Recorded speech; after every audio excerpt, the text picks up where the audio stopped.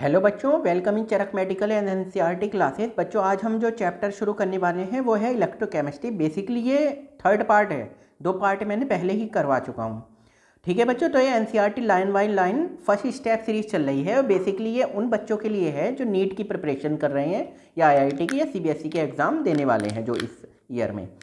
ठीक है बच्चों, तो ये जिन बच्चों ने भी एनसीईआरटी लाइन बाय लाइन एक बार भी नहीं पढ़ी, बेसिकली जो एंट्रेंस एग्जाम की तैयारी कर रहे हैं नीट आईआईटी वगैरह की, एक बार भी एनसीईआरटी नहीं पढ़ी तो उन्हें अंदाज़ा नहीं हो पाता कि हमें किस लेवल तक पढ़नी है। और पर्टिकुलर कई बार ऐसा होता है वो बहुत हाई लेवल तक पढ़ते हैं, अपना मेन क्वेश्चन जो करने वाले थे, मतलब सिंपल क्वेश्चन जो एनसीईआरटी में लाइन बाय लाइन से आ जाता है कई बार क्वेश्चन, वो और गलत कर देते हैं। ठीक है बच्चों, तो चलिए शुरू करते हैं इलेक्ट्रोकेमिस्ट्री का पार्ट नंबर 3। चलिए ठीक है, तो पहला टॉपिक है electrochemical cell and Gibbs energy of the reaction. Gibbs energy क्या था? डेल्टा जी था। ठीक है, गिब्स एनर्जी, ठीक। और स्टैंडर्ड कंडीशन में डेल्टा जी नॉट बोलते थे। तो electrical work done in 1 second, ठीक है, 1 सेकेंड बच्चों, ये थोड़ा सा पेन सेलेक्ट कर लेते हैं। तो electrical work done in 1 second is equal to electrical potential by total charge pass. ठीक है, तो जो आपको पहले ये देखो, डेल्टा जी क्या है? डेल्टा गिब्स फ्री एनर्जी है। डेल्टा जी गिब्स एनर्जी क्या थी? है जो हमारा यूजफुल वर्क कर सकता है सिस्टम। ठीक है, तो निगेटिव हम ये लिखते थे। तो डेल्टा जी क्या है यहाँ पर? W electrical work done by the cell, है ना। तो अब देखो डेल्टा जी हम क्यों लेंगे? Change in Gibbs free energy. अब देखो नाउ वी नो, अब ये मैंने फॉर्मूला लिखा हुआ है, थोड़ा सा इसमें डायरेक्टली बोल दिया है। तो बेसिकली ये है डेल्टा जी रिएक्शन का NFE सेल। तो ये कैसे आया इसे देख लो जरा। तो ये तो पता ही है आपको, delta G is equal to क्या होता है? माइनस यूजफुल वर्क, जो सिस्टम वर्क कर सकता है ना, डन बाय सिस्टम। ठीक, ये तो आपको पता है। अब देखो आपको ये फॉर्मूला पता होगा, potential different delta V is equal to work done by charge W upon Q. तो वर्क क्या आ जाएगा? W इलेक्ट्रिकल वर्क क्या आ जाएगा? Q इंटू डेल्टा वी, है ना। और Q क्या है? Potential different delta we. अब देखो जरा, अब डेल्टा वी, अब Q का देखो, चार्ज ऑफ 1 इलेक्ट्रॉन, एक इलेक्ट्रॉन का चार्ज कितना होता है? 1.6 इंटू 10 की पावर माइनस 19 कूलम। और नंबर ऑफ इलेक्ट्रॉन, तो नंबर ऑफ इलेक्ट्रॉन 6.02 इंटू 10 की पावर 23 और प्लस इंटू n जितने भी मोल्स होंगे, तो n इंटू ये जब मल्टीप्लाई करके ये आ जाता है 96445। ठीक है, तो ये W इलेक्ट्रिकल जो वर्क है, अब आप ये लिख दोगे n, इसको बोलते हैं फराडे, है ना, F लिखा होगा। 1 faraday is equal to charge on 1 mole of electron. तो डेल्टा वी की वैल्यू आप डाल दोगे, किस में डाल दोगे? Q into delta V. तो डेल्टा वी की वैल्यू क्या आ गई है? E। डेल्टा वी तो क्या हो जाएगा? E सेल है ना, अरे डेल्टा वी सेल का इलेक्ट्रोड पोटेंशियल है। और NF, तो NF E सेल, ये ऐसे आया है। चलो ठीक है, जैसे भी आया। अब देख लो जरा, we want to obtain maximum work from galvanics. हम चाहते हैं कि मैक्सिमम वर्क मिल जाए हमें गैल्वेनिक सेल से, है ना। देखो यूजफुल वर्क जो गिव्स एनर्जी है, तो यूजफुल वर्क है वो निगेटिव में, जो सिस्टम काम कर सकता है। अब ऐसा तो है नहीं कि जो केबल है और केबल उसके वो काम करने के लिए वक्त तो है, ठीक है, उससे अलावा भी तो उसके पास एनर्जी होती है, वो रैंडमली है, एंट्रोपी में है, रैंडमनेस की वजह से बहुत सारी हैं, मगर कुछ एनर्जी ऐसी होती है वही केबल यूजफुल वर्क कर सकती है। तो if we want to obtain maximum work from galvanic cell, then charge has to be pass reversible charge. The reversible work by a galvanic cell is equal to decrease in its gives energy, and therefore if the EMF cell is E and NF is the amount of charge pass, delta gives energy किसी reaction की, वो क्या हो जाएगी? NFE cell. ठीक है, तो it में भी रिमेंबर, ध्यान रखो, E cell is an intensive property. ये जो ई सेल है ये इंटेंसिव है, बट गिव्स एनर्जी क्या है? गिव्स एनर्जी चेंज रिएक्शन का क्या है? एक्सटेंसिव है, अमाउंट पे डिपेंड कर रहा है, thermodynamic property, and the value depends on n, है ना। तो अगर कोई रिएक्शन है Zn Cu2 प्लस और Zn2 प्लस और Cu, ये देखो, है ना, तो इसका गिव्स एनर्जी 2 इलेक्ट्रॉन का कितना हो रहा है ट्रांसफर? 2 इलेक्ट्रॉन हो रहे हैं, तो n की जगह 2 आ गया, 2Fe सेल। अगर इस रिएक्शन को इंटू 2 कर दिया तो 2Zn प्लस 2CO2, तो तब क्या हो जाएगी? ये भी 2 की जगह 4 हो जाएगा, है ना। ये देखो, ये भी डेल्टा GR रिएक्शन का -4Fe cell. If the concentration of all reacting species, सारी रिएक्टिंग स्पीसीज को यूनिटी ले लो, देन ई सेल क्या हो जाएगा, ई नॉट सेल। अगर आपने कंसंट्रेशन 1 ले ली, यूनिटी ले ली, तब क्या कहेंगे, गिव्स एनर्जी चेंज किस कंडीशन में, स्टैंडर्ड कंडीशन में, minus n F E nought cell, delta G nought is equal to minus n F E nought cell. तो thus from the measurement of E nought cell we can obtain an important thermodynamic quantity. तो आपको अगर ई nought cell पता है तो delta G are ये क्या निकाल सकते हो आप, स्टैंडर्ड कंडीशन में निकाल सकते हो, standard gives energy of the reaction. From the latter we can calculate equilibrium constant by the equation. अब ये कैसे आया, delta G is equal to minus R T L N K, ये कब है, इक्विलिब्रियम कांस्टेंट, इक्विलिब्रियम। अब देखो जरा ध्यान कर लो जरा एक बार, अगर आपने थर्मोकेमिस्ट्री में ध्यान दिया होगा तो डेल्टा जी रिएक्शन का क्या होता है, delta G not plus R T L N Q. तो एट इक्विलिब्रियम पे बात करते हैं हम, तो डेल्टा जी क्या हो जाता है, डेल्टा जी क्या हो जाता है, इक्विलिब्रियम, डेल्टा जी नॉट नहीं, केवल delta G gives energy change. और किसी भी रिएक्शन का किस पे, इक्विलिब्रियम पे, ये क्या हो जाता है, जीरो हो जाता है। तो डेल्टा जी नॉट क्या हो गया, minus R T L N K. ठीक है बच्चों, चलो भैया आ गया। चलो एग्जाम्पल आप देख लेना।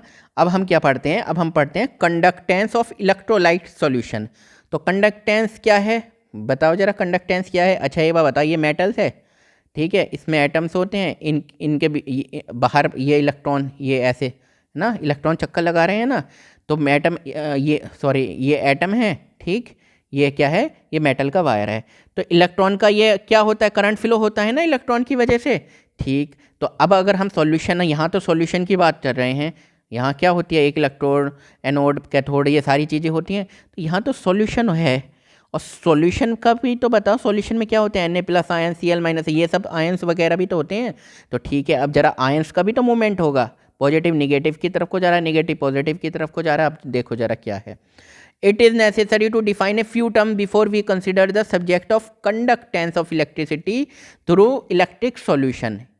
ठीक है, अगर आप कंडक्टेंस का जिक्र कर रहे हो, electrolytic solution, the electrical resistance, ठीक है, इनको मूवमेंट करने के लिए, ये जो भाग रहे हैं इलेक्ट्रॉन, इनके मेटल में बीच में क्या होता है, रेजिस्टेंस नहीं होता। हम बोलते हैं जितना ज़्यादा रेजिस्टेंस होगा तो कंडक्टेंस भी कम होगा, ठीक है। The electric resistance is represented by the symbol R, इस किससे करते हैं, आर करते हैं। And it is measured in ohm, किस में करते हैं, ये ओम है।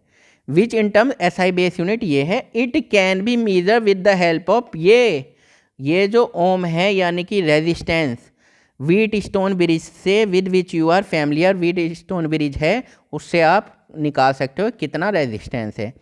तो हमने ये पढ़ा है फिजिक्स में, the electrical resistance of any object is directly proportional to its, ये जो इलेक्ट्रिकल रेजिस्टेंस है, तो ये कितना है, इलेक्ट्रिकल रेजिस्टेंस की बात चल रही है अभी ये।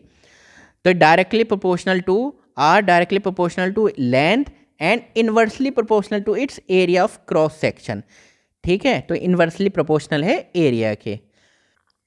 अब देखो लेंथ के लिए तो क्या है, directly proportional to its length. Length के लिए क्या है, जब ज़्यादा लेंथ होगी तो ऑब्वियसली बात है, ज़्यादा लेंथ होगी तो ऑब्वियस सी बात है कि रेजिस्टेंस भी ज़्यादा होगा। अगर एरिया ज़्यादा होगा तो आराम से इलेक्ट्रॉन का फ्लो भी इजीली हो जाएगा, तो ये इन्वर्सली प्रोपोर्शनल है, ठीक है। फिर हमने क्या हटा दिया, जरा इन्वर्सली प्रोपोर्शनल ये हटा गया, तो आ गया रो। अब रो क्या है, the constant of proportionality rho, Greek rho is called resistivity, specific resistant, its SI unit are ohm metre, इसकी एसआई यूनिट क्या हो जाएगी, ओम मीटर, है ना। And quite often its sub multiple often centimetre. अब देख लो ओम सेंटीमीटर बोलते हैं, अब छोटी चीज़ बात चल रही है ना, मीटर में बात नहीं चल रही। अब जो हम थोड़े छोटे लेवल पे बात करें तो ohm centimetre is also use. IUPAC recommend the use of term resistivity over, इस आप बोल IUPAC ने कहा स्पेसिफिक रेजिस्टिविटी मत बोलो, इसे खाली आप क्या बोलो, स्पेसिफिक रेजिस्टेंस मत बोलो, रेजिस्टिविटी बोलो।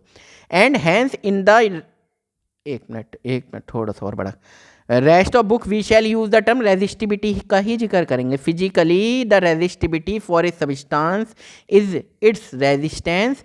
तो अब रेजिस्टिविटी क्या है, तो किसी सब्सटेंस के लिए रेजिस्टेंस, अब देखो जरा रेजिस्टिविटी क्या है, रेजिस्टेंस है when it is 1 metre long and its area of cross section 1 metre square. तो ये क्या, it can be seen that, अब इन्होंने बोला कि जो आप रेजिस्टेंस बोल रहे हो ना, ये रेजिस्टिविटी जो बोल रहे हो आप कि ये किसके, अब ये फॉर्मूला देखो, फॉर्मूला क्या था, R is equal to rho L by A, यही तो था ना। तो अब जरा इधर को ले आओ, तो यानी कि रो L है R इंटू ए, और रो क्या हो जाएगा, ये L आ जाएगा A बाई एल, यही तो है। तो इन्होंने क्या बोला कि रेजिस्टिविटी क्या है, ये रेजिस्टेंस है जब एरिया ऑफ क्रॉस सेक्शन क्या है, मीटर स्क्वायर, और ये लेंथ है ए एल, है ना, और ये है 1 मीटर। चलो देखो दिखा हुआ है, it can be seen that 1 ohm metre, ये कन्वर्जन है। The inverse of resistance R, ठीक है, inverse of resistance R is called conductance, यानी कि 1 अपॉन आर क्या कहलाएगा, कंडक्टेंस। भाई जितना रेजिस्टेंस कम होगा उतना कंडक्टेंस बढ़ेगा, ये समझ में आ गया। And G and we have the relation, देखो ये G 1 upon R A by A, ये फॉर्मूला निकाल दिया। ये क्या है, जी क्या है, कंडक्टेंस, ये क्या है, कंडक्टेंस। ठीक है बच्चों, अब ये फॉर्मूला दिया हुआ है, अब ये देखो कंडक्टेंस क्या है, 1 अपॉन आर। अब इस आर की वैल्यू यहाँ से ले लो जरा, ये आर ए, ये आर यहाँ से निकाल लो, ये आर, तो इन्होंने रो एल बाई ए डाल दिया, रो एल। अब ये ए बाई एल इंटू के, ये जो के है, ये के है कंडक्टिविटी, ये के क्या लिख दिया, कंडक्टिविटी। ये कैसे आया, ये आया 1 बाई रो। तो कंडक्टिविटी क्या है, कंडक्टिविटी क्या है, 1 बाई रो। अब देखो ये समझ लो पहले, अब the SI unit of conductance is siemens, SI unit conductance की क्या है, सीमेन से, represented by the symbol S, S से करते हैं। And is equal to ohm inverse, ohm inverse ही होगी क्योंकि कंडक्टेंस क्या है, 1 अपॉन आर है, और रेजिस्टेंस की क्या है, ओम होती है ना। ऑल्सो नोन एज मो भी बोलते हैं, ohm inverse. The inverse of resistivity, resistivity का इनवर्स, तो क्या ये देखो रेजिस्टिविटी का इनवर्स, जो ये रेजिस्टिविटी का कॉल्ड कंडक्टिविटी, इसको बोलते हैं कंडक्टिविटी, है ना। तो ये थोड़े से टर्म्स नए आ रहे होंगे, कोई दिक्कत नहीं है, थोड़ा सा स्पेसिफिक कंडक्टेंसी बोलते हैं। Is represented by the symbol के, ग्रीक कप्पा, इसे बोलते हैं कप्पा। IUPAC ने रिकमांड किया कि use of term conductivity over specific conductance, तो आपको कंडक्टिविटी बोलना, वो स्पेसिफिक कंडक्टेंस नहीं बोलना है। Hence we shall use the term conductivity in the rest of the book, है ना। तो कंडक्टिविटी की ही बात करेंगे। The SI unit of conductivity, SI unit conductivity की क्या निकल जाएगी, ये निकल जाएगी सीमेन मीटर इनवर्स, है ना। ये फॉर्मूला ये रहा आपका, ठीक है। बट क्वाइट ऑफन के इज एक्सपेयर इन, ये सीमेन, अब छोटी सी बात कर रही है, छोटी जगह में बात हो रही है, तो siemens centimetre inverse. Conductivity of a material in siemens metre inverse in its conductance when it is. अब कंडक्टिविटी की इन्होंने डेफिनेशन देखो क्या दी है, कंडक्टिविटी की एक बार डेफिनेशन सुन लो। ये देखो, conductivity of a material in siemens metre inverse is its conductance, conductance के बराबर है जब it is 1 metre long, 1 metre लंबा, and area of cross section 1 metre square, यानी कि 1 मीटर लंबा और 1 मीटर स्क्वायर क्रॉस सेक्शन है। और it may be noted that 1 siemens centimetre inverse, ये दिखा हुआ है 100 सीमेन मीटर इनवर्स, ठीक है। तो इन्होंने क्या बताया है, अब दोबारा से देखो जरा, ये हमने पढ़ लिया था formula, conductance is equal to conductivity into a by l. ये देखो यहाँ पर आ जाओ जरा, ए यहाँ पर आ जाओ, यही तो है ना, ये क्या कंडक्टेंस, 1 अपॉन आर, आर की वैल्यू लिखी, रो एल बाई ए, ठीक।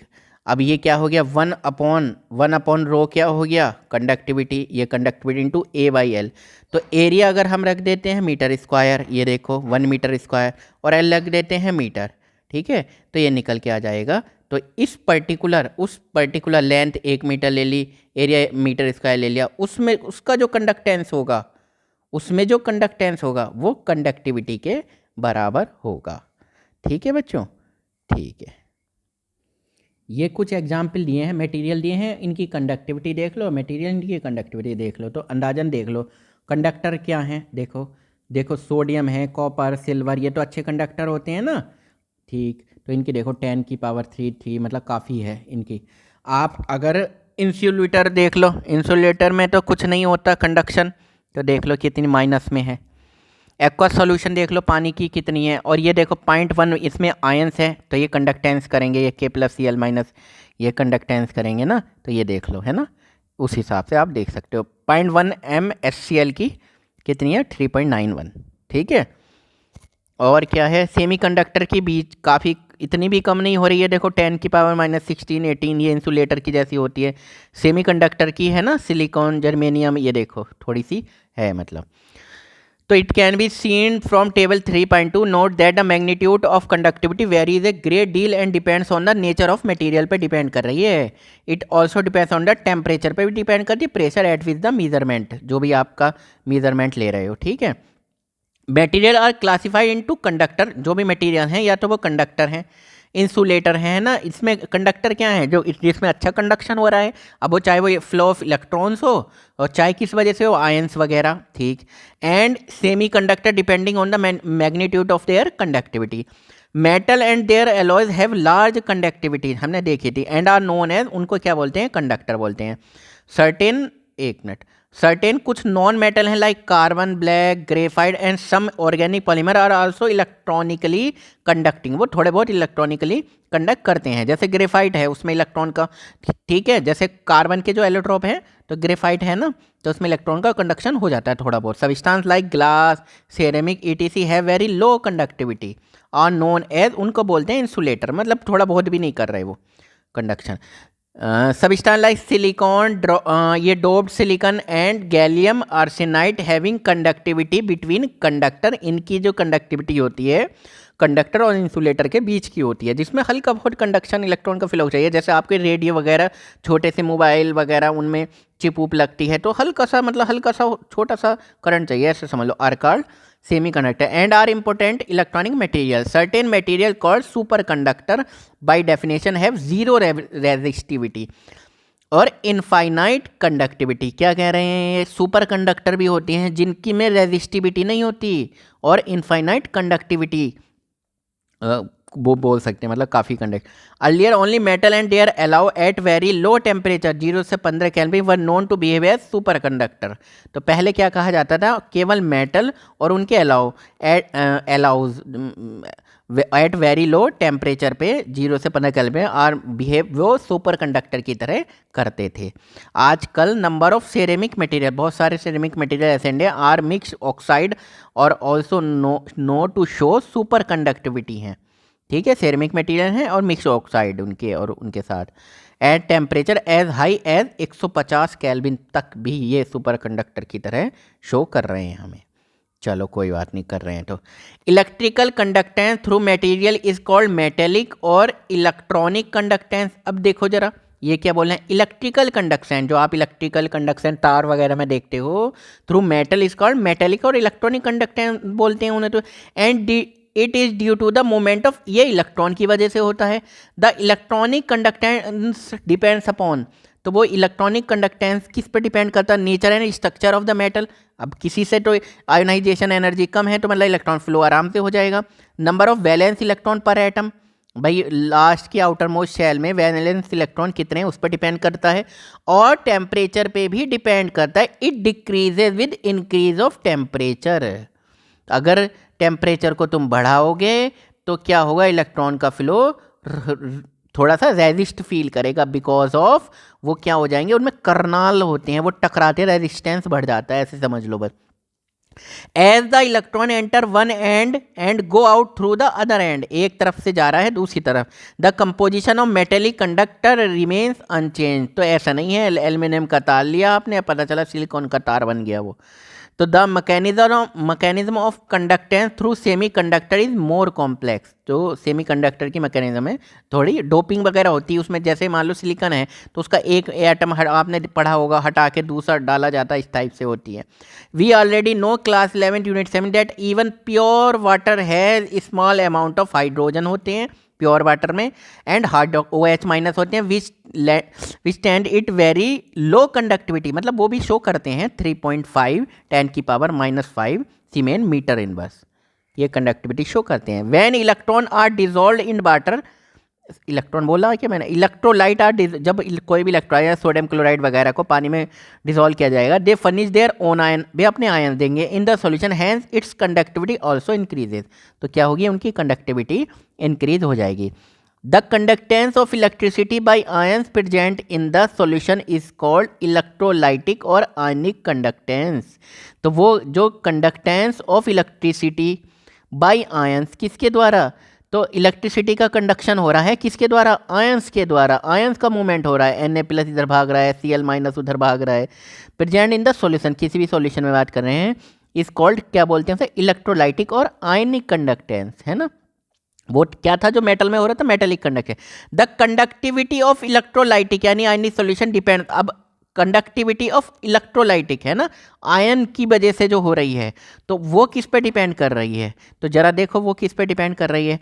तो पहला क्या है, the nature of electrolyte added, भैया आपने एक तो लिया है NaCl, एक लिया है बहुत भारी सा KCl, एक CaCl2, है ना, कोई सा भी आयंस लिया है, एक सीजियम क्लोराइड लिया है, कुछ बड़ा लिया है, कोई छोटा लिया है, तो वो सब नेचर पे डिपेंड कर रहा है इलेक्ट्रोलाइट के। Size of the ion produce and their solvation, भाई साइज ऑफ आयन, कोई तो छोटा है, अब कोई छोटा है तो वो क्या जाएगा, छोटा है तो उसका मूवमेंट तेज होगा, और सॉल्वेशन पे भी डिपेंड कर रहा है, छोटा है तो उसे घेर भी ज़्यादा लेंगे तो वो फिर स्लो भी चलेगा, तो कई सारी चीज़ों पे करा। Nature of solvent and it's viscosity, अब पता चला, अब आप एक बार बताओ, बहुत विस्कस है तो मूवमेंट का आयंस कहाँ होगा, बहुत हल्के हल्के होगा ना, और जो नॉर्मल विस्कस नहीं है उनका, उसमें क्या होगा, आयंस का फ्लो तेज होगा। कंसंट्रेशन ऑफ इलेक्ट्रोलाइट, तो इलेक्ट्रोलाइट का कंसंट्रेशन, अब ज़्यादा कंसंट्रेशन होगा तो आयन ज़्यादा होंगे, भागेंगे ज़्यादा। टेम्परेचर, अब इस यहाँ देखो जरा पॉइंट, मेटेलिक कंडक्टर में इसका उल्टा था, it increases with increase of temperature, जब टेम्परेचर बढ़ता है तो ये भी, क्योंकि आयन की मोबिलिटी बढ़ती है ना, आयन की मोबिलिटी बढ़ रही है, तो आयन दौड़ रहे हैं, तो मतलब कंडक्टेंस हो रहा है। Passage of direct current through, एक मिनट पूरा, passage of direct current through ionic solution over a prolonged period can lead to change in its composition, metal में चेंज नहीं हो रहा था, जब आप direct current through ionic solution में डायरेक्ट करंट पास कर रहे हो बहुत प्रोलॉन्ग्ड पीरियड, बहुत लंबे समय तक, तो क्या हो जाएगी, चेन इज कंपोजिशन चेंज हो जाएगी ड्यू टू इलेक्ट्रोकेमिकल रिएक्शन, उसमें रिएक्शन होंगी। ठीक है बच्चों, जो नॉर्मल टॉर्च वॉर्च सेल वेल यूज़ करते हो आप, तो बहुत सारी इलेक्ट्रोकेमिकल रिएक्शन होती हैं कि इनमें, तो उनमें चेंज हो जाती है, तभी तो वो बंद भी हो जाती है। Measurement of the conductivity of ionic solution, तो कंडक्टिविटी आयनिक सॉल्यूशन की conductivity, measurement of the conductivity of ionic solution, तो जरा क्या चेक करेंगे, अब ये देख लो जरा, पहले तो ये डायग्राम से समझ लो, 2 different type of conductivity cell दी हुई हैं, तो ये तो प्लेटिनाइन इलेक्ट्रोड हैं, ये 2 इलेक्ट्रोड हैं, ये देखो जरा, ये प्लेटिनम, ये कनेक्टिंग वायर है। अब एक ये है, एक ये है, ये देख लो, एक ये लगा हुआ है और ये कनेक्टिंग वायर से अटैच है, तो प्लेटिनाइन ये भी प्लेटिनम का इलेक्ट्रोड है ना। तो अभी इसमें आपने ये क्या भर दिया, ये भर दिया है सॉल्यूशन, ठीक है, ये भर दिया सॉल्यूशन। तो अब देख लो जरा क्या क्या कह रहे हैं ये भाई जनाब, ये कहाँ तक चलेगा, ठीक, हाँ ये रहे। तो we know that accurate measurement of an unknown, अगर आपको बिल्कुल नहीं पता, resistance can be perform on a Wheatstone bridge से आप पता कर सकते हो क्या, रेजिस्टेंस, तो ये R है ना रेजिस्टेंस, तो रेजिस्टेंस का उल्टा क्या होता था, 1/R इजिकल टू होता था कंडक्टेंस। ये बताओ कंडक्टिविटी क्या होता था, 1/ρ, ये मतलब रेजिस्टिविटी का उल्टा होता था ये जनाब, ठीक, इनवर्स, ठीक है। However for measuring the resistance of an ionic solution we face 2 दिक्कतें आई सामने। पहली क्या दिक्कतें आई, दिक्कत तो आम ही है, ठीक है। तो पहली क्या है, passing direct current DC changes the composition of the solution, अगर DC दोगे तो ये कंपोजिशन चेंज कर देगा, ठीक है जी। अब secondly a solution can not be connected to the bridge like a metallic wire और अदर सॉलिड कंडक्टर, अब solution can not be connected to the bridge like a metallic wire से connect नहीं कर सकते तुम डायरेक्ट, या other solid conductor. The first difficulty तो कैसे हो जाएगी, AC करंट दे दो, सोर्स ऑफ आगा। Second problem is solve by using a specially designed vessel called conductivity cell, तो ठीक है भैया डायरेक्ट नहीं दे रहे तो एक कंडक्टिविटी सेल बना देते हैं, उससे हम चेक कर लेंगे। It is available in several design and 2 simple ones are shown in figure में दी हुई हैं, तो सिंपल तरीके से, ठीक है जी, कोई दिक्कत नहीं है हमें। चलो तो basically it consist of 2 platinum electrode coated with platinum black. ये देख लो जरा, ये देख लो क्या है ये, ठीक देख लेते हैं क्या है ये। Platinum electrode coated with platinum black की कोटेड है। Finely divided metallic platinum is deposited on the electrode electrochemically. These have area of cross section equal to A, area of cross section इनका कितना है A, and are separated by distance L. तो ये भाई ये क्या है, ये एल है, इनका क्या area of cross section A रख दिया, ठीक है। Therefore solution confined between these electrode is a column of length L and area of cross section A. The resistance, ध्यान कर लो R, resistance of such a column of solution is then given by the equation। तो आपको पता है R is equal to rho, हमने पढ़ा था L by A, ये तो जानते हो आप, ठीक है जी। अब क्या है, क्या ये चीज पॉसिबल है? अब देखो इन्होंने क्या दिखा दिया है, देखो देखो जरा, ये क्या है, रेजिस्टेंस आर इजिकल टू ये क्या है, रेजिस्टिविटी था, है ना, ठीक। तो रेजिस्टिविटी क्या होता है, रेजिस्टिविटी क्या होता है, 1 अपॉन कंडक्टिविटी, यही तो था। तो चलो हमने कंडक्टिविटी नीचे लिख दिया, एल बाई ए क्या लिख दिया, सेल कांस्टेंट, इसको डिनोट करते हैं जी स्टार से, ठीक है, यही तो हो गया। अच्छा आपको ये पता होगा, देखो अब कंडक्टिविटी इधर आ गया, ये मैं मतलब एनसीईआरटी बुक के अकॉर्डिंग कर रहा हूँ, बाकी तो समझ जाते ही आप। कंडक्टिविटी इधर आ दिया तो सेल कांस्टेंट अपॉन रेजिस्टेंस हो गया आर। अच्छा 1 अपॉन आर यानी कि रेजिस्टेंस का उल्टा क्या होता है, कंडक्टेंस। तो कंडक्टिविटी ये फॉर्मूला आ गया। फिर जब मैंने ये इसलिए यहीं पे दिखा दिया कि यहाँ से भी direct conductivity is equal to 1 upon R मतलब कंडक्टेंस इंटू सेल कांस्टेंट, मतलब सेल कांस्टेंट क्या है, जी स्टार, है ना, एल बाई ए की जो वैल्यू है, ठीक है जी। तो पढ़ लेते हैं क्या है। The quantity of L by A is called, हाँ called cell constant denoted by the symbol G star से हम डिनोट करेंगे। It depends on the distance between the electrode, भाई 2 इलेक्ट्रोड ली थी, ये डिपेंड इस पे कर रही है, यही तो एल है, and their area of cross section and has the dimension of length inverse. तो ये एक एरिया ऑफ क्रॉस सेक्शन पे भी डिपेंड कर रही है, ठीक, इनके इलेक्ट्रोड के area of cross section. It can be calculated if we know L and A, अगर हम जानते हैं। Measurement of L and A is not only inconvenient but also unreliable. तो ठीक है, तो बहुत मेजरमेंट करना तो थोड़ा आसान काम नहीं है। The cell constant is usually determined by measuring the resistance. तो सेल कांस्टेंट हम कैसे मेजर करते हैं, मेजरमेंट करके रेजिस्टेंस को मेजरमेंट कर लेंगे। देखो फॉर्मूला लिखा हुआ है, रेजिस्टेंस को अगर हम मेजरमेंट कर लेंगे तो आपका सेल कांस्टेंट हो जाएगा। Of the cell containing a solution whose conductivity is already known, और जो कंडक्टिविटी होगी वो तो हमें पहले से ही पता होनी चाहिए। फॉर दिस पर्पस, है ना, यही तो फॉर्मूला बन गया, conductivity cell constant upon resistance. ये for this purpose we generally use KCl solution. Generally हम क्या करते हैं, केसीएल सॉल्यूशन ले लेते हैं, ठीक, हुज कंडक्टिविटी इज नोन। अब केसीएल की कंडक्टिविटी तो आपको नोन है, ठीक है जी, एट वेरियस कंसंट्रेशन, अलग अलग कंसंट्रेशन टेबल 3 में, एट डिफरेंट टेम्परेचर, अलग अलग टेम्परेचर पर, सब दी हुई है पहले ही नोट करी। The cell constant G star is then given by the equation. तो जी स्टार आपने ये देख ही लिया है, ठीक है, जी स्टार क्या होता है, जी स्टार सेल कांस्टेंट, ठीक है, सेल कांस्टेंट। तो सेल कांस्टेंट आप देख सकते हो, निकाल सकते हो। तो ये देखो कंसंट्रेशन, कंडक्टिविटी, मोलर कंडक्टिविटी सब दी हुई है, तो इसकी डाटा की याद करने की ज़रूरत है नहीं। तो अब ये व्हीटस्टोन ब्रिज से आपको क्या निकालना है, पहले तो रेजिस्टेंस निकालना है, ठीक है बच्चों। तो agreement of the measurement of the resistance of A solution of an electrolyte का, अगर आपने रेजिस्टेंस निकाल लिया तो आपको फिर सब कुछ ईजिली पड़ जाएगा। अब देखो जरा बच्चों कैसे निकालते हैं। Once the cell constant is determined, जब cell constant l by a की वैल्यू आपको पता चल जाएगी, is determined, we can use it, तो हम इसका यूज़ कर सकते हैं मेजरिंग द रेजिस्टेंस और कंडक्टिविटी ऑफ एनी सॉल्यूशन। तो आप कंडक्टिविटी किसी का पता लगा सकते हो।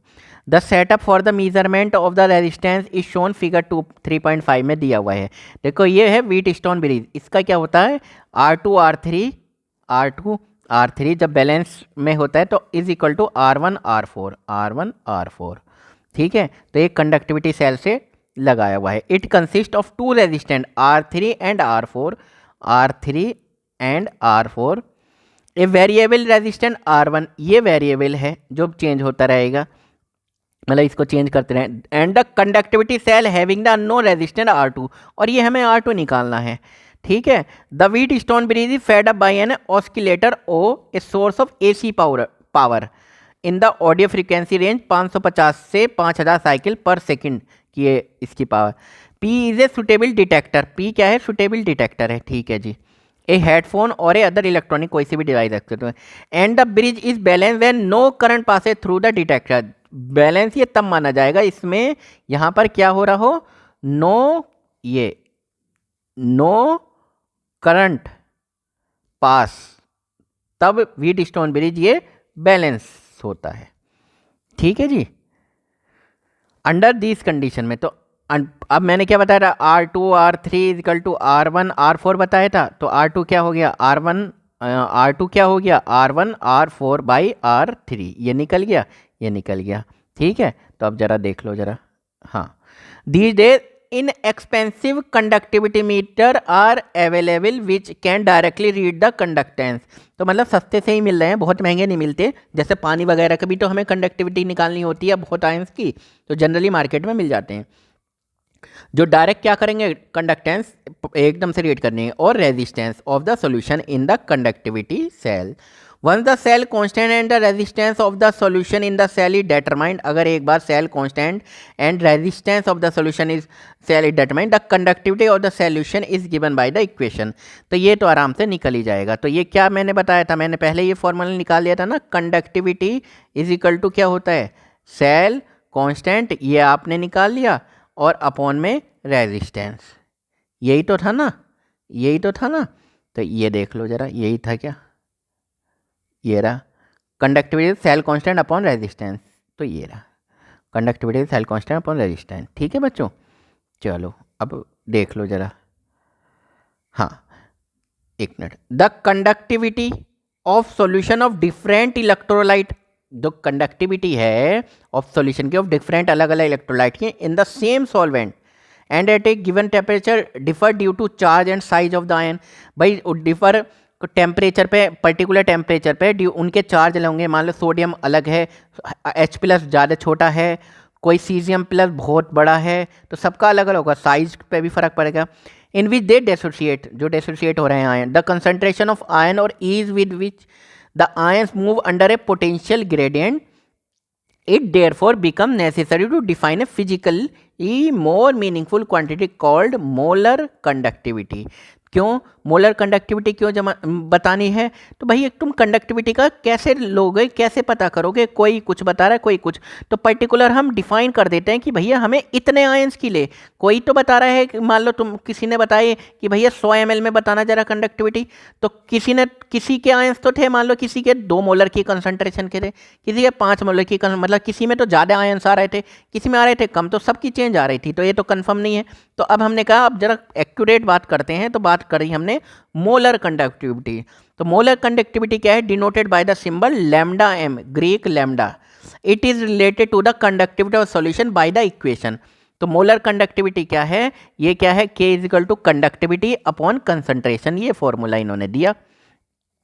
Conductivity expense siemens metre inverse या सेंटीमीटर में एंड द कंसंट्रेशन, ठीक है। अब देखो आपको बहुत ज़्यादा इसमें 4-5 बुक में दिए हैं, तो मैंने थोड़ा सा लिख रखा है, आपको जो ये बॉक्स में है ये नहीं करना, ये नहीं समझना है आपको, ये जो बॉक्स में चीज़ है ये नहीं समझना। मैंने 2-3 फॉर्मूले लिखा दिए हैं और थोड़े से नीट लेवल तक क्वेश्चन आते हैं इसमें बहुत ज़्यादा, ठीक है। तो मोलर कंडक्टिविटी क्या है, तो कंडक्टिविटी इनटू वो volume which contain 1 mole electrolyte. अब कंफर्म हो गया कि भैया अब उस जगह की तुमने सेल कांस्टेंट अटैच कर दी थी। अब कोई कुछ कह रहा था कंडक्टिविटी, कोई कुछ, कि भैया हमें उस वॉल्यूम की बात बता दो जिसमें क्या आ जाए, मोलर कंडक्टिविटी का मतलब वो वॉल्यूम बता दो जिसमें 1 मोल इलेक्ट्रोलाइट की बात करे, 1 मोल इलेक्ट्रोलाइट हो, उस जगह का हमें उसका कंडक्टिविटी मोलर कंडक्टिविटी कहलाएगी। तो ये क्या है, conductivity into volume which contain 1 mole of electrolyte, ठीक है जी। अब जरा फॉर्मूला क्या आएगा, आपको क्या निकालना है, फॉर्मूला डायरेक्ट याद रखो। पहले तो यूनिट सीमेन सेंटीमीटर इसका मोल इनवर्स होता है। लैम्डा एम मोलर कंडक्टिविटी क्या होती है, ये होती है कप्पा मतलब कंडक्टिविटी इनटू 1000 अपॉन मोलरिटी, ये आप डालोगे, ठीक है। बात हो रही है मोलरिटी में, तो लीटर में आता है, वॉल्यूम है ना, इतना तो कुछ हो नहीं रहा, सेंटीमीटर क्यूब मतलब कि ml में बात करते हैं, छोटा छोटा ही चीज़ें चल रही हैं, ठीक है जी। तो कंडक्टिविटी इंटू 1000 अपॉन मोलरिटी, ये कैसे आया? अब देखो कंडक्टिविटी अपॉन में क्या होता है, कंसंट्रेशन। ये देखो ये रहा मोलर कंडक्टिविटी क्या होती है, देखो पहले इधर, हाँ मोलर कंडक्टिविटी क्या होती है, कंडक्टिविटी अपॉन में कंसंट्रेशन होती है, कंडक्टिविटी अपॉन में कंसंट्रेशन, ये एक फॉर्मूला याद रख लेना, ठीक। चलो कोई बात नहीं। अब मोलर कंडक्टिविटी देखो, कंडक्टिविटी इनटू वो वॉल्यूम जो कंटेन रखता है 1 मोल इलेक्ट्रोलाइट। तो वॉल्यूम जरा, अब जरा ये फॉर्मूला देख लो कैसे आया, ये वाला कंडक्टिविटी इंटू 1000 अपॉन मोलरिटी कैसे आया। कंसंट्रेशन गिवन इन मोलरिटी में दी हुई है, तो मोल क्या, मोलरिटी क्या है, number of mole upon volume of solution in litre, है ना नंबर ऑफ मोल। तो नंबर ऑफ मोल कितने रखने हैं हमें, 1, तो 1 अपॉन वी हो गया, यही तो हो गया। अब वॉल्यूम इन लीटर ये इधर चला गया तो 1 अपॉन एम आ गया, है ना, ये volume in litre is equal to ये एम इधर को आ गया, ठीक, 1 अपॉन एम। अब volume take in centimetre cube, volume litre में तो सेमी, अभी ये याद रख लो 1 सेमी क्यूब कितना होता है, 1 ml होता है। तो अगर हम यानी कि कितने से मल्टीप्लाई कर देंगे, हम 1000 से मल्टीप्लाई कर देंगे, है ना, हम ml को कितने से इक्वल कर देंगे, 1000 से मल्टीप्लाई कर देंगे, तो 1 अपॉन एम इंटू 1000 कर दिया। बट डायरेक्ट ये फॉर्मूला डालो और फालतू का टेंशन मत लो, बस ये फार्मूला डालो और आ जाएगा। कंडक्टिविटी इंटू 1000 अपॉन मोलरिटी, ये सीमेन सेंटीमीटर स्क्वायर मोल इनवर्स ये इसकी यूनिट होती है, और 99.5% यही फॉर्मूला ज़रूरत का होता है, ठीक है। ये दी हुई हैं वैसे तो, देखो centimetre square mole inverse, centimetre 1000 molarity mole per litre ये दी हुई है, सेंटीमीटर में स्क्वायर मोल इनवर्स ये दी हुई है, सेंटीमीटर मीटर इनवर्स ये सब दी हुई है। ओवरऑल तुम्हें यही याद रखना है, क्या रखना है, कंडक्टिविटी, मोलर कंडक्टिविटी की बात करें लैम्डा इंटू 1000 अपॉन मोलरिटी। अब कहा कि नहीं भाई हमें तो एक और चीज़ है, हमें तो मोलर कंडक्टिविटी तो याद करनी है, ठीक है, इक्विवेलेंट कंडक्टिविटी भी बताओ जो कि एनसीईआरटी में नहीं दी, नीट वगैरह के लिए समझ लो। तो कंडक्टिविटी इंटू 1000 अपॉन नॉर्मलिटी, बस ये याद कर लो और ज़्यादा कंफ्यूज मत हो, ठीक है बच्चों। ये क्वेश्चन है, ये क्वेश्चन आप कर लेना खुद ही, आसान है, मतलब कुछ नहीं, हलवा है। तो variation of conductivity and molar conductivity with concentration, अब कंसंट्रेशन के साथ क्या चेंजेस आएंगे, वेरिएशन होगा कंडक्टिविटी में एंड मोलर कंडक्टिविटी में कंसंट्रेशन के साथ। तो देखो अब आप मुझे जनरली बात बताओ, कंसंट्रेशन ठीक, कंसंट्रेशन बढ़ाई है आपने और यह कंसंट्रेशन क्या की है, कम की है। तो कंसंट्रेशन कम की तो मतलब क्या किया, पानी मिलाया, डाइल्यूशन किया, यही तो है, ये तो कॉमन बात है, ठीक है जी। चलो आगे बढ़ते हैं, आप ज़रा समझते हैं, ठीक है। देखो ज़रा, both conductivity and molar conductivity changes with the concentration of the electrolyte. अब देख लो जरा, मोलर कंडक्टिविटी भी हो, मोलर कंडक्टिविटी भी चेंज हो रही है। जब आपने डाइल्यूट किया, पानी मिलाया, ये डब्बा था, ये कंडक्टिविटी सेल थी, ठीक है, आप चेक कर रहे थे, तो आपने क्या मिलाया, पानी मिला दिया, पानी से बढ़ गया ये, ठीक। अब कंडक्टिविटी ऑलवेज डिक्रीजेस, कंडक्टिविटी हमेशा कम होगी with the decrease in the concentration both for weak and strong electrolyte. चाहे आपने वीक इलेक्ट्रोलाइट ले रखा है, इसमें वीक इलेक्ट्रोलाइट ले रखा है, या चाहे आपने स्ट्रॉन्ग इलेक्ट्रोलाइट ले रखा है, एक मिनट स्ट्रॉन्ग इलेक्ट्रोलाइट ले रखा है, दोनों में कंडक्टिविटी क्या होगी, डिक्रीज होगी, ठीक है। अब पहले थोड़ा सा समझ लो बढ़ क्या रहा है, रीज़न देख लो। अब कंडक्टेंस, जब आप डाइल्यूशन करते हो, डाइल्यूशन यानी कि पानी वानी मिला रहे हो, तो कंडक्टेंस बढ़ता है। अब बढ़ क्यों रहा है, देख लो जरा, ये पेन हम लेते हैं, हाँ। फॉर स्ट्रॉन्ग या वीक इलेक्ट्रोलाइट, चाहे स्ट्रॉन्ग हो या वीक इलेक्ट्रोलाइट हो, जब आप डाइल्यूट करते हो तो यानी कि वॉल्यूम बढ़ता है, तो वॉल्यूम बढ़ता है तो कंडक्टेंस बढ़ रहा है। तो उसका रीज़न क्या है, तो रीज़न ये है, वीक इलेक्ट्रोलाइट के लिए जब आपने वीक इलेक्ट्रोलाइट डाला तो वॉल्यूम बढ़ा, ठीक है, तो डाइल्यूशन बढ़ा, ठीक है, तो क्या है, अल्फ़ा भी तो बढ़ेगा। अरे अल्फ़ा क्या होता है बताओ जरा, डिसोसिएशन। मान लो पहले तो वीक के लिए तो बात कर रहे हैं, ये वीक के लिए बात कर रहा ना, तो पहले तो 5% टूट, जैसे मान लो CH3COOH है, ये तो 2% 5% टूटता है ना, CH3COO minus plus H plus. तो अब आपने पानी डाला तो ये क्या होगा, डिसोसिएट ज़्यादा होने लगेगा, आयंस ज़्यादा मिलेंगे, तो नंबर ऑफ आयंस बढ़ेंगे, तो कंडक्टेंस फिर बढ़ेगा। समझ में आ गया।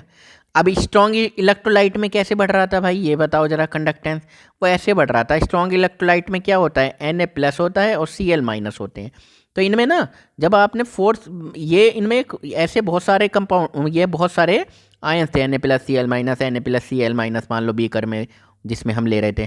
तो जब आपने पानी डाला तो इनके बीच में क्या होगा, इनके बीच में जो फोर्स ऑफ अट्रैक्शन है वो क्या जाएगा, कम होगा। तो आयंस जरा मूव थोड़े ज़्यादा करेंगे, ऐसे समझ लो। तो cation and ion strong force of attraction होता है। आफ्टर डाइल्यूशन जब कर देंगे तो फोर्स थोड़ा उनके बीच में कम हो जाए, तो आयन की मोबिलिटी थोड़ी बढ़ जाएगी, वे घूमने फिरने अब जा सकते हैं। ठीक है जी। अब देखो जरा कंडक्टिविटी को क्या बोल रहे हैं ये। तो ये कंडक्टिविटी मतलब कि कप्पा, तो कप्पा को क्या कह रहे हैं, एक मिनट थोड़ा सा पेन सेलेक्ट कर लेते हैं। हाँ, अब कंडक्टिविटी है क्या एक्चुअली। कंडक्टिविटी तो conductance due to all the ion present in 1 ml। तो 1 ml में ये जो आपने लिए थे, ये जो कंडक्टिविटी सेल थी ये, तो ये कंडक्टेंस क्या था, कंडक्टिविटी क्या थी, कंडक्टिविटी इक्वल हो जाती है कंडक्टेंस के, कब, जब जो ion conductant due to all the ion present in 1 ml, 1 ml में, इस पर्टिकुलर 1 ml है ये। अब 1 ml में अब जब आपने डाइल्यूट किया तो डाइल्यूट में क्या हुए ions for both strong and weak electrolyte. अब इलेक्ट्रोलाइट क्या हुए, डाइल्यूशन किया आपने, तो number of ions in a particular 1 ml, तो इस ml में जब पानी मिलाओगे तो क्या होगा, नंबर ऑफ आयंस क्या हो जाएंगे, कम हो जाएंगे। तो देन कंडक्टिविटी इसलिए डिक्रीज हो रही थी। ठीक है बच्चों, चलो ठीक है। हाँ, तो समझ में आ गया ये कैसे हो रही थी। ठीक है, एक मिनट ग्राफ में देख लेता हूँ, चेक कर लेता हूँ कितना है क्या है। ये वीक इलेक्ट्रोलाइट के लिए है और ये स्ट्रॉन्ग इलेक्ट्रोलाइट के लिए। ठीक, चलो हाँ, अब मोलर कंडक्टिविटी की तरफ भी देख लो ज़रा। मोलर कंडक्टिविटी, ठीक। अब मोलर कंडक्टिविटी को जब हमने, मोलर कंडक्टिविटी क्या है, ये है, अब देखो एक बार फॉर्मूला क्या था, फॉर्मूला था कंडक्टिविटी इंटू 1000 अब 1000 इंटू मोलरिटी। तो एक बार बताओ मुझे, तो molar conductivity inversely proportional molarity के हुई है। ठीक, अब जब आपने डाइल्यूट किया, पानी मिलाया, तो मान लो पहले 1 मोलर का सॉल्यूशन था, फिर तो डाइल्यूट कर दिया तो वो तो घट गया ना, तो वॉल्यूम बढ़ा, मोलरिटी कम हुई, तो ये बताओ मोलर कंडक्टिविटी बढ़ेगी ना, इन्वर्सली प्रोपोर्शनल। तो एक्सपेरिमेंटली देखा गया ना, लैम्डा में डिपेंड्स मोर ऑन मोलरिटी पे डिपेंड कर रहा है। ठीक है, मतलब और भी फैक्टर होते हैं तो बेसिकली। चलो अब ज़रा देख लो। ठीक, ये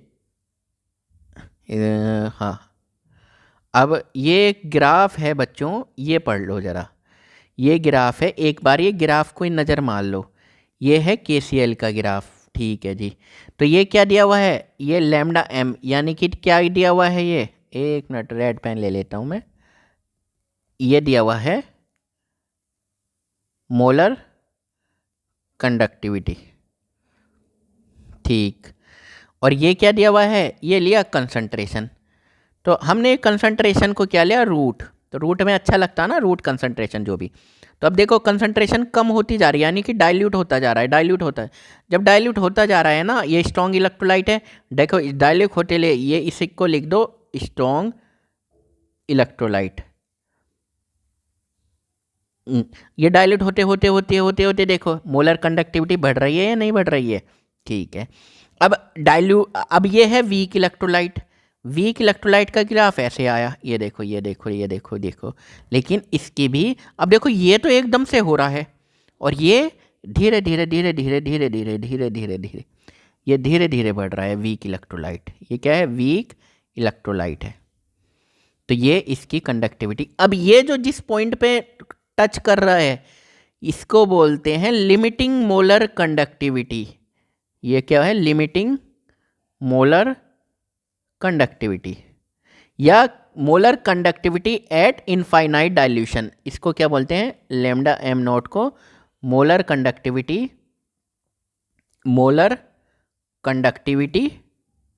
एट इनफाइनाइट डाइल्यूशन। ठीक है बच्चों, तो molar conductivity at infinite dilution. तो अब जरा नज़र मार लो ये क्या क्या कह रहे हैं, ये कुछ नहीं कह रहे। हाँ, ये यहाँ से पढ़ लो ज़रा, लिमिटिंग मोलर, हाँ देखो व्हेन कंसंट्रेशन अप्रोचेस जीरो, जब कंसंट्रेशन ये बिल्कुल जीरो हो गई, यहाँ तो ये मोल देखो जरा ये जीरो, जब आप पहले घटा रहे थे जो भी मोलर का 0.2 का 0.3, वैसे तो ये नहीं होगा, ये तो ये बिल्कुल जीरो हो गई है, यानी कि मोलर कंडक्टिविटी मतलब क्या, बिल्कुल कंसंट्रेशन आपका 0.1 0.4 लिया, फिर 0.2 0.1 ऐसे यहाँ पे आ गया, फिर एकदम जीरो कर दी, तो वहाँ पे देखो when concentration approaches zero the molar conductivity is known as limiting molar conductivity and is represented by the symbol, ये लैम्डा एम नॉट से हम डिनोट कर रहे हैं। The variation lambda M with concentration is different for strong and weak electrolyte, तो molar conductivity दोनों के लिए बिल्कुल अलग अलग दिखा रही है ना, ये धीरे धीरे कम हो रही थी, वो एकदम यहाँ पे। फॉर स्ट्रॉन्ग इलेक्ट्रोलाइट की बात करें अगर, तो ये क्या, molar conductivity increases slowly with dilution, देखो ये स्ट्रॉन्ग इलेक्ट्रोलाइट, ठीक, and can be represented by the equation, तो ये मोलर कंडक्टिविटी इस तरह की इक्वेशन आई, ये किसने दी थी, साइंटिस्ट ने दी थी, ये क्या है, molar conductivity lambda M is equal to ये लैम्डा एम नॉट, यानी कि molar conductivity at infinite dilution, ये इनफाइनाइटी तो डाइल्यूशन है, बिल्कुल डाइल्यूशन जितना होना था हो गया, ये जितना होना था हो चुका है, ये देखो ये 0.2, ये 0.4, फिर 0.2, फिर 0, ठीक, रिप्रेजेंटेड बाई इस माइनस ए और अंडर रूट सी, है ना, ए अंडर रूट सी। अब ये देखो कैसे, देखो y equal to m x plus c होता है, ठीक, तो y पे क्या है, मोलर कंडक्टिविटी, ये हमने मोलर कंडक्टिविटी ली या नहीं ली, एक मिनट, ये मोलर कंडक्टिविटी ली या नहीं ली हमने, ठीक है जी, ये मोलर कंडक्टिविटी हमने ली है यहाँ पर, ठीक, ये लैम्डा एम, ठीक, और माइनस एम मतलब स्लोप, ये ग्राफ में अगर ऐसे जा रहा है तो प्लस एम, और ये ऐसे आ रहा है ना, तो ये क्या हो गया, ये माइनस एम, ठीक, स्लोप, ठीक है जी। और C क्या है, ये कंसंट्रेशन अंडर रूट में x क्या है, ये हमने किसके बीच ग्राफ बनाया, ये अंडर रूट C के ग्राफ बनाया, नीट का क्वेश्चन था ये, शायद प्रीवियस ईयर में कुछ रिलेटेड आया था, ठीक है बच्चों। तो मोलर ये इंटरसेप्ट क्या कर रहा है, ये lambda M nought molar conductivity at infinite dilution पे ये टच कर रहा है। तो it can be seen that if we plot lambda में against root C we obtain straight line with intercept equal to, ये ई एम पता नहीं कैसे क्या, लैम्डा एम नॉट है ना, जहाँ पे आए तो समझना है, slope equal to minus A, slope किसके, minus A, the value of the constant A for a constant area given solvent and temperature depends on the type of electrolyte that is, तो ये किस पे डिपेंड कर रही है, किस type का इलेक्ट्रोलाइट है, अलग अलग सबके लिए अलग अलग, ये वो कांस्टेंट है जो सबके लिए अलग अलग है, सब electrolyte charge on the cation and anion produce on the dissociation of an electrolyte, है ना। thus NaCl, CaCl, magnesium sulfate are known as 1122 ये electrolyte respectively, all electrolyte are a particular have the same value for A, ठीक है, तो ये उन पर depend कर रही थी। अब जरा देखो जरा, अब हमारा क्या टॉपिक शुरू होता है, तो स्ट्रॉन्ग इलेक्ट्रोलाइट के लिए तो आपने देख लिया था ये, चलो अब एक है ये, देखो बच्चों अब हम पढ़ते हैं कुलरॉच लॉ, एक मिनट ये थोड़ा सा सेलेक्ट कर लेता हूँ, हाँ, तो कुलरॉच लॉ की ज़रूरत क्यों पड़ी, अब देखो आपके पास मोलर कंडक्टिविटी आप निकाल पा रहे थे, ठीक है, molar conductivity at infinite dilution निकल रहा था, ठीक है, मगर मुझे ये बताओ ये जो निकल रहा है, ये जो इंटरसेप्ट है, ये molar conductivity at infinite dilution, ये स्ट्रॉन्ग के लिए ही तो है, ये जो वीक जब हमने डाला तो ये कहीं पर टच ही नहीं हो रहा था, मतलब इस मेथड से आप इस इक्वेशन से तो आप वीक के लिए तो निकाल ही नहीं सकते, तो वीक के लिए जब नहीं निकाल सकते तब कौन से साइंटिस्ट आए, ये कुलरॉच लॉ हम पढ़ेंगे, ठीक है। अब कुलरॉच लॉ क्या बोल रहे हैं, कुलरॉच लॉ जो भी नेम है, नेम पे मध्यम of independent migration of ion, ठीक है, तो उन्होंने क्या बोला कि भाई देख लो समझ लो क्या बोला, तो मोलर कंडक्टिविटी, अब ये ऐसा नहीं है केवल वीक, नॉट ओनली वीक के लिए भी है ये केवल, और स्ट्रॉन्ग के लिए, दोनों के लिए हैं, तो ये क्या बोल रहे हैं कि molar conductivity at infinite dilution, जो मोलर कंडक्टिविटी है इनफाइनाइट डाइल्यूशन पे किसी भी स्ट्रॉन्ग के लिए हो या वीक इलेक्ट्रोलाइट के लिए हो, तो इज इक्वल टू द तो वो किसके बराबर होती है, sum of molar conductivity of its cation. मान लो मोलर कंडक्टिविटी आप NaCl की इनफाइनाइट डाइल्यूशन के लिए देख रहे हो, तो वो क्या बोल रहे हैं, इट्स कैटायन यानी कि molar conductivity of cation Na+, ठीक है, इनफाइनाइट डाइल्यूशन पे, प्लस मोलर कंडक्टिविटी ऑफ इस at anion at infinite dilution at each cation and anion multiplied by the number of that cation. मतलब अगर यहाँ पर एक है तो एक से मल्टीप्लाई हो जाएगा, सोडियम के एक है और दो हैं, मान लो Al2SO4 का होल थ्राइस था एल्यूमिनियम सल्फेट, Al2SO4 का होल थ्राइस, तो 2 Al हैं तो 2 से मल्टीप्लाई हो जाए 2Al, ठीक है, 2Al प्लस प्लस। तो cation and ion present in that electrolyte solution. अगर सल्फेट होता यहाँ पर तो यहाँ 3SO4 माइनस माइनस हो जाता, ये 2Al3++। ठीक है बच्चों, समझ में आ गया। अब देख लो जरा कैसे, अब इससे क्या, ये आप इससे वीक के लिए भी और स्ट्रॉन्ग के लिए भी निकाल सकते हैं। तो molar conductivity at infinite dilution किसी भी इलेक्ट्रोलाइट की, तो कैटायन की प्लस एनायन की, ठीक है। मान लो NaCl का दिया हुआ है तो सोडियम के माइग्रेशन होगा जो कैटायन का, और एनायन क्लोरीन का, ठीक है। If we have positive cation and इतने, ये V पॉजिटिव है ना, न्यू बोलते हैं, न्यू कैटायन है, इतने कैटायन है और इतने एनायन है। तो मान लो ये आप जैसे एल्यूमिनियम सल्फेट का मैंने बताया, तो 2Al हो गए तो 2 से मल्टीप्लाई हो गया, और 3 हो गए तो ये 3 से सल्फेट क्या हो गया। ठीक है बच्चों, समझ में आ गया। तो अब समझ में आ गया ना, स्ट्रॉन्ग का तो आप निकाल पा रहे थे इस चीज़ से, स्ट्रॉन्ग के लिए तो ये निकल गया, ये मोलर कंडक्टिविटी लैम्डा m, ये कितना था, molar conductivity at infinite dilution, minus ये एक क्या था, और अंडर रूट C, ये कंसंट्रेशन में ही तो था, तो ये क्या था, ये अलग अलग इलेक्ट्रोलाइट के लिए अलग अलग कांस्टेंट होता है। ठीक, अब वीक के लिए अब आपको समझ में आ गया। तब भी आप ये कोलरेज लॉ, ये NCERT की लैंग्वेज में देखो जरा। The law states that limiting molar conductivity of an electrolyte can be represented as the limiting molar conductivity क्या है, molar conductivity at कितनी, infinite dilution, बिल्कुल बहुत डाइल्यूट हो गया है, of an anion and cation of एक नट of anion and cation of the electrolyte है। thus if lambda सोडियम की और क्लोरीन की दोनों की infinite dilution are limiting molar conductivity of the sodium and chloride ion respectively, then the limiting molar conductivity of the sodium chloride given below the, यो equation दी हुई है, lambda molar conductivity sodium chloride की total, sodium की plus chlorine की at infinite dilution पे बात हो रही, और ये नंबर ऑफ कैटायन और एनायन है, जितने भी नंबर ऑफ कैटायन और एनायन होंगे। तो ये दी हुई है, देख लो चलो, molar conductivity at infinite dilution पे सोडियम, ये हाइड्रोजन H+ की देखो 349.6 है, सोडियम प्लस बड़ा होता है तो इसकी कितनी है, 50 है। ये पोटेशियम होता है, देखो जरा, ये भारी होता है ना, तो इसकी थोड़ी सी ज़्यादा है, ठीक है। और वो माइग्रेशन पे डिपेंड करता है, उसके बहुत सारे फैक्टर हैं, उसकी चीज़ों में मत सोचो आप, ठीक। अब ये आयन है, जैसे OH माइनस 199, क्लोरीन की 76, क्लोरीन से कम है ब्रोमीन की, जैसे फ्लोरीन, क्लोरीन, ब्रोमीन नीचे आता है, तो ब्रोमीन आता तो नीचे है, वैसे 78 है, तो कई सारे फैक्टर, ये हमें ध्यान नहीं देने, ठीक, ये इतनी है। चलो जरा थोड़ा सा वीक इलेक्ट्रोलाइट के लिए पढ़ लो, मैंने बता ही दिया है वीक इलेक्ट्रोलाइट के लिए आप कैसे निकालोगे, ठीक।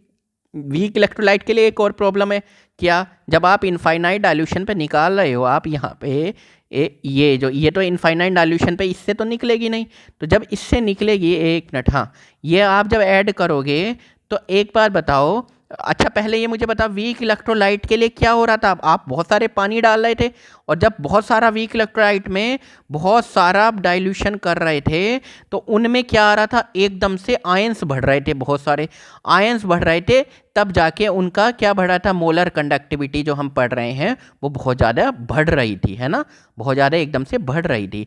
क्यों, क्योंकि डाइल्यूशन के बाद आयंस बढ़ रहे थे, जबकि स्ट्रॉन्ग में ऐसा नहीं था। स्ट्रॉन्ग में तो सेम इस तरह से ग्राफ आया था ना, और वीक में इस तरह से ग्राफ आया था, इस तरह से ग्राफ आया था। तो इसमें तो वीक में तो इसलिए क्योंकि आयंस बढ़ रहे थे, है ना, और डाइल्यूशन करने पे, और स्ट्रॉन्ग में क्या हो रहा था, उनके बीच जो पॉजिटिव और निगेटिव है, मान लो Na+ है, Cl-, तो इनमें पानी आ गया ना, तो फोर्स ऑफ अट्रैक्शन कम हो रहा था, तो बढ़ तो रहे थे, ठीक है, कोई दिक्कत नहीं। अब जरा देख लो जो भी है, तो थोड़ा सा देख लो, समझ लो। अब वीक इलेक्ट्रोलाइट में एक और प्रॉब्लम होती है कि ये जो अल्फा होता है, यानी कि क्या होता था, डिसोसिएशन, जो कितना डिसोसिएशन हो रहा है, वैसे तो जब आप देखते थे तो 5%, 2%, 4% ऐसे ही तो होता है ना। अब एक बार बताओ, CH3COOH में जनरली कैसे टूटता है, CH3COO- प्लस H प्लस, तो ये कितना होता था, 2%, 4%, 5% टूटता था। तो यहाँ पे ये भी था, हमें अल्फ़ा की ज़रूरत भी थी। अल्फ़ा कैसे निकलेगा, तो अल्फ़ा का ये फॉर्मूला याद कर लो। अल्फ़ा कैसे निकलेगा, डिग्री ऑफ डिसोसिएशन फॉर ये थोड़ा सा नीट वीट के लिए समझ ले, फॉर वीक इलेक्ट्रोलाइट हम पढ़ लेते हैं सभी चीज़ें। Molar conductivity upon limiting molar conductivity, lambda M upon lambda M naught. तो ठीक है, तो ये के आप डालोगे C alpha square but we not for a weak electrolyte acetic acid, C alpha square upon 1 minus alpha आता था, ये इसमें डिटेल में नहीं जा रहे।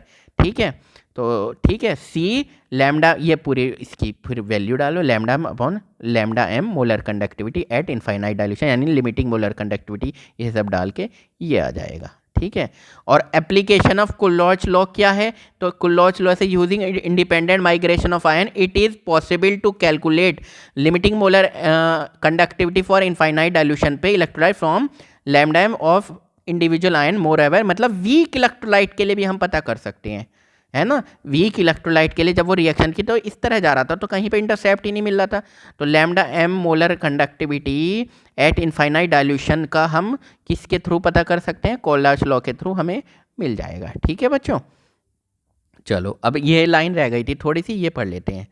ये क्या बोल रहे हैं, ये वीक इलेक्ट्रोलाइट के बारे में थोड़ी सी।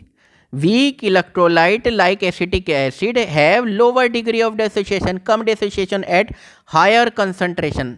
ठीक है, तो क्या होता है जब higher dissociation at higher concentration होती तो क्या होता है, तो कम डिग्री ऑफ डिसोसिएशन होता है। And hence for such electrolyte की बात करें, the change in lambda M with dilution is due to increase in the degree of dissociation and consequently the number of ions in total volume of solution that contains 1 mole of electrolyte. अब इस case में बात करते हैं molar dilution at infinite dilution increasingly steeply on the dilution, जब हम dilute करते हैं तो molar conductivity at infinite dilution ये बढ़ता रहता है, स्पेशली नियर लोअर कंसंट्रेशन, जब क्या होती है बहुत कम कंसंट्रेशन होती है। Therefore, lambda m naught cannot be obtained by extrapolation of lambda m to zero concentration at infinite dilution concentration। जब जीरो हो गई इलेक्ट्रोलाइट डेसोसिएट कंप्लीटली, तब तो क्या होता है जब जीरो हो गई तो अल्फा इक्वल टू 1 पूरा का पूरा टूट जाते हैं। But as such low concentration, अगर हम इतनी concentration, the conductivity of the solution is so low, मतलब क्या बोला था, जब हम क्या करते हैं तो कंडक्टिविटी क्या होती है बहुत घट जाते हैं, that it can not be measure accurately, नहीं पता चलेगी। तो क्या करेंगे हम लैम्डा एम नॉट के लिए for weak electrolyte is obtain by using, तब हम कोल्लेच लॉ पता कर लेंगे, migration of ion at any concentration, किसी भी कंसंट्रेशन पे पता कर लेंगे। Alpha is the degree of dissociation है, then it can be approximated to the ratio of molar, तो ये लगभग कैसे निकल जाएगा, तो molar conductivity at concentration T upon to the low limiting molar conductivity lambda M naught. ठीक है, lambda M upon lambda M not.